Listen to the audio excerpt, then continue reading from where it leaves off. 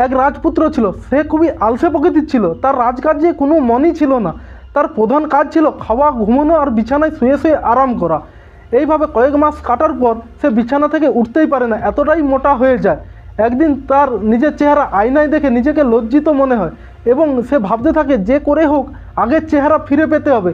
তাই সে প্রচার করতে থাকে যে আমাকে আগের চেহারা ফিরিয়ে দিতে পারবে তাকে উপযুক্ত পুরস্কার দেওয়া হবে। কিন্তু অনেকে আসে, কেউ তাকে ঠিক করতে পারে না। একদিন রাজপ্রাসাদ থেকে 2 কিলোমিটার দূরে একটি ডাক্তার আসে। সে সব কথা শুনে বলে, আমি রাজপুত্রকে ঠিক করে দিতে পারি, তবে আমার একটা শর্ত আছে, প্রতিদিন সকালে হেঁটে আমার কাছকে আসতে হবে। এই খবরটা শোনার পর রাজপুত্রের প্রথমে একটু রাগ হয়। অনিচ্ছা থাকা সত্ত্বেও সে 6 মাস ধরে প্রতিদিন সকালে হেঁটে যায় ওই ডাক্তারের কাছে।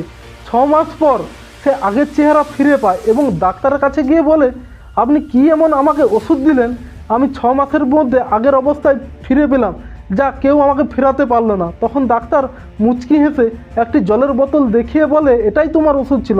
তুমি যে প্রতিদিন সকালে আমার কাছকে হেঁটে এসেছো, এতেই তোমার শরীর ঠিক হয়ে গেছে। এই ছোট্ট গল্প থেকে আমরা কি শিখলাম?